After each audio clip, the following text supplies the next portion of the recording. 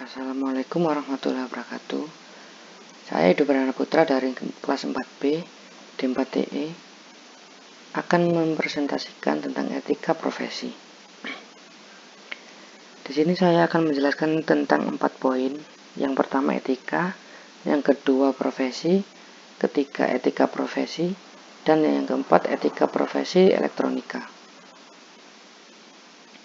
Pengertian etika sendiri, etika berasal dari kata Yunani, yaitu ethos, yang berarti karakter, watak, kesusilaan, atau adat. Etika menurut KBBI atau Kamus Besar Bahasa Indonesia, etika dijelaskan dengan membedakan dua arti sebagai berikut. Yang pertama, ilmu tentang apa yang baik dan apa yang buruk, dan tentang hak dan kewajiban moral, atau yang disebut akhlak. Dan yang kedua, kumpulan asas atau nilai yang berkenaan dengan akhlak. Macam-macam etika ada dua. Yang pertama, etika deskriptif adalah etika yang menelaah secara kritis dan rasional tentang sikap dan perilaku manusia serta apa yang dikejar oleh setiap orang dalam hidupnya sebagai sesuatu yang bernilai. Yang kedua, etika normatif, yaitu etika yang mengajarkan berbagai sikap dan pola perilaku ideal yang seharusnya dimiliki oleh manusia dalam kehidupan sehari-hari. Etika normatif juga memberi penilaian sekaligus memberi norma sebagai dasar dan kerangka tindakan yang akan dilakukan. Fungsi etika ada 3. Kata etika bisa dipakai dalam arti nilai-nilai dan norma-norma moral yang menjadi pegangan bagi seseorang atau suatu kelompok masyarakat dalam mengatur perilakunya.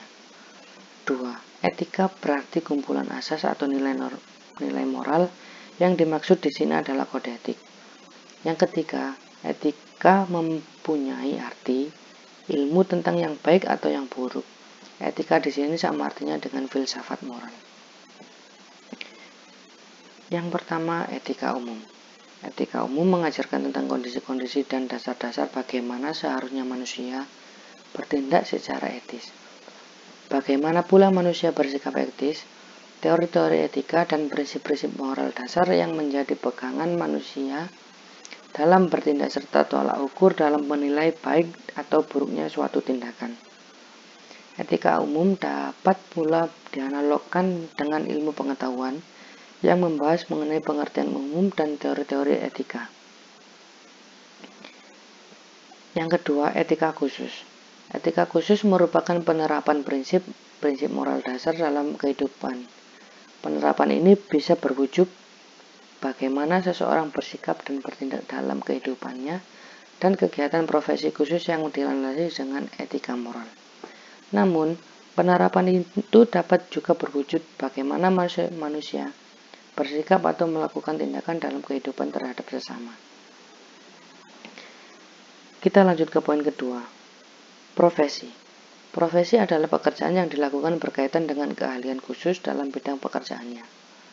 Yang kedua, profesi adalah suatu pekerjaan yang berkaitan dengan bidang yang didominasi oleh pendidikan dan keahlian yang diikuti dengan berpengalaman praktik kerja purna waktu. Yang ketiga, dilaksanakan dengan mengandalkan keahliannya. Untuk etika profesi merupakan suatu sikap etis yang dimiliki seseorang profesional, yakni sebagai bagian integral dari sikap hidup dalam mengemban tugasnya, dan juga menerapkan norma-norma etis umum pada bidang-bidang khusus atau profesi di dalam kehidupan manusia.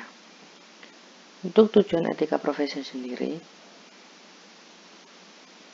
yang pertama untuk menjunjung tinggi martabat suatu profesi, yang kedua untuk menjaga serta juga mengelola kesejahteraan anggota profesi, yang ketiga untuk dapat meningkatkan pengabdian para anggota profesi, 4 untuk membantu meningkatkan mutu profesi, 5 untuk meningkatkan pelayanan profesi itu di atas keuntungan pribadi, yang keenam untuk menentukan standar baku bagi profesi, dan yang terakhir yang ketujuh untuk meningkatkan kualitas organisasi menjadi lebih profesional dan juga terjalin dengan baik. Fungsi etika profesi di sini ada 3. sebagai pedoman bagi seluruh anggota profesi prinsip profesionalisme yang ditetapkan. Itu yang pertama. Yang kedua, sebagai sebuah alat kontrol sosial bagi masyarakat umum terhadap suatu profesi tertentu.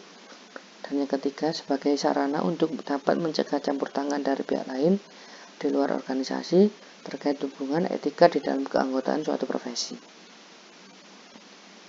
Pentingnya etika profesi. Yang pertama, memberikan rasa tanggung jawab. 2. Sebagai pedoman prinsip profesionalitas. 3. Meningkatkan kredibilitas perusahaan atau organisasi. 4. Menciptakan ketertiban dan keteraturan. 5. Sebagai kontrol sosial. 6. Meningkatkan kesejahteraan anggota. 7. Mencegah campur tangan pihak luar.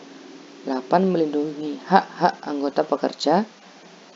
9. Sebagai rujukan penyelesaian berbagai permasalahan. Etika profesi memiliki prinsip. Di sini saya menjelaskan 4. Prinsip tanggung jawab, prinsip keadilan, prinsip otonomi, prinsip integritas moral. Dan di sini saya akan mencontohkan kode etik tentang pemain futsal. Yang pertama disiplin, kedua tepat waktu, 3 bersikap baik, 4 bisa bekerja sama antar pemain dalam tim, 5 menghormati satu sama lain, entah itu wasit atau pelatih atau teman satu tim, 6 sopan terhadap orang lain, 7 memiliki skill yang baik, 8 menjaga kebersihan, 9 bekerja keras dalam latihan, dan yang ke-10 menaati atau menekankan ketika bermain futsal. Yang terakhir, etika profesi elektronika. Etika profesi menurut IEEE, Institute of Electrical and Electronic Engineers. Yang pertama, menerima tanggung jawab dalam membuat keputusan rancangan bangun perangkat lunak konsisten dengan keamanan kesehatan dan kesejahteraan publik, dan sesegera mungkin memberitahukan faktor yang dapat membahayakan publik atau lingkungan. Yang kedua, menghindari konflik atau kepentingan yang nyata mungkin terjadi dan memberitahukan ke pihak yang terlibat jika hal ini terjadi. Ketiga, bersikap jujur dan realistis dalam memberikan klaim atau perkiraan berdasar data yang ada. 4. Menolak penyuapan dalam bentuk apapun dan dimanapun. 5. Meningkatkan pemahaman akan teknologi, penggunaannya yang tepat dan konsekuensi potensialnya. Selanjutnya yang ke-6, menjaga dan meningkatkan kompetensi teknis dan mengambil tugas teknis untuk orang lain hanya jika memenuhi kualifikasi dengan pelatihan atau pengalaman, setelah pemberitahuan lengkap tentang keterbatasan. 7. Mencari, menerima, dan menawarkan kritik yang jujur tentang teknis pekerjaan untuk menyadari dan mengoreksi kesalahan dan memuji kontribusi orang lain akan terciptanya jiwa semangat. Yang ke-8, memperlakukan semua orang secara adil tanpa memandang ras, agama, gender, kecacatan, umur, atau negara asal. 9. Menghindari menyakiti orang lain, hak milik orang lain, reputasi, atau pekerjaan dengan tindakan kesalahan atau membahayakan. 10. Membantu kolega atau orang dan rekan kerja dalam mengembang profesionalitas atau untuk mendukung mereka dalam kode etik ini. Sekian dari presentasinya. Saya ucapkan terima kasih. Wassalamualaikum warahmatullahi wabarakatuh.